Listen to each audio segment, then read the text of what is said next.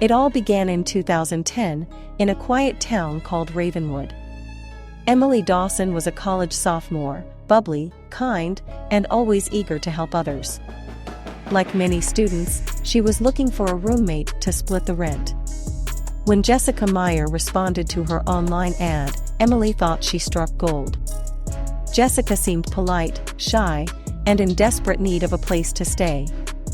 Emily welcomed her with open arms, completely unaware of the nightmare she had invited into her life. Jessica moved in on a cold October afternoon. She didn't bring much, just a single suitcase and a small backpack.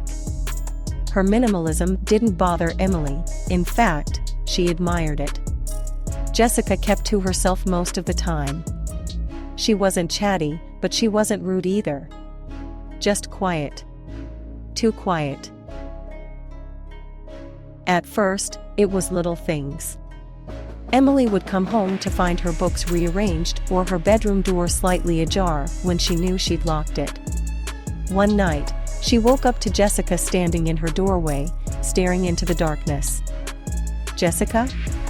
Emily called out, her voice trembling. Jessica blinked, shook her head, and mumbled, "Sleepwalking." "Sorry," before retreating to her room. Emily tried to laugh it off the next day, but unease had crept into her mind. Over the weeks, Jessica's behavior became more erratic. She would hum unsettling lullabies late at night, write cryptic notes in a journal, and sometimes mutter to herself in a language Emily couldn't recognize. Then came the straw that broke the camel's back. Emily found a small notebook under the couch, a diary.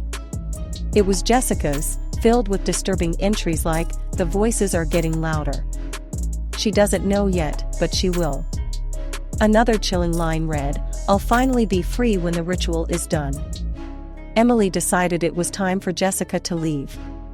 But before she could act, something happened that changed her life forever. It was a stormy night. Emily was alone in the apartment, reading in bed, when the power went out. She grabbed her phone and texted Jessica to ask if she'd paid the electricity bill. No reply. Minutes later, she heard footsteps in the hallway. "Jessica," she called, stepping out of her room. The hallway was empty, but she felt an icy draft. As she moved towards the living room, she saw Jessica standing by the window, completely still, her back turned. In her hand was a long, rusted knife. "Jessica, what are you doing?" Emily shouted. Jessica turned slowly, her face twisted in an eerie smile. "It's time," she whispered. Emily's heart raced as Jessica lunged at her. Adrenaline kicked in, and Emily fought back, managing to knock the knife from Jessica's hand. She ran out of the apartment, screaming for help. Neighbors called the police, who arrived just in time to find Jessica rocking back and forth in the living room, chanting in an unknown language. The investigation revealed that Jessica wasn't who she claimed to be. Her real name was Claire Watson, a fugitive wanted for the ritualistic murder of 3 people in another state.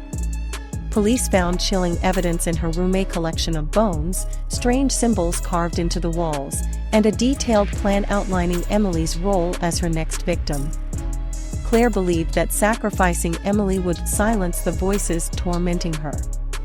Even more terrifying, investigators discovered Claire had chosen Emily months before they'd met.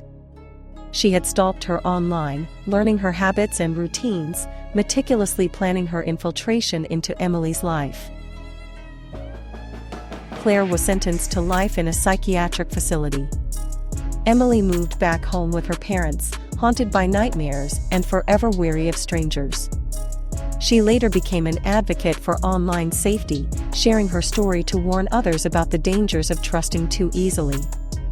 As for Claire, doctors say she remains unresponsive, staring at the walls of her padded cell. But sometimes, late at night, the guards claim they hear her chanting those same unnerving lullabies, as if she's still waiting for her ritual to be completed. If you enjoyed this chilling tale and want to hear more true crime stories, don't forget to hit that like button and subscribe to the channel. Turn on notifications so you don't miss a single upload. Stay safe out there, and remember, not everyone is who they claim to be.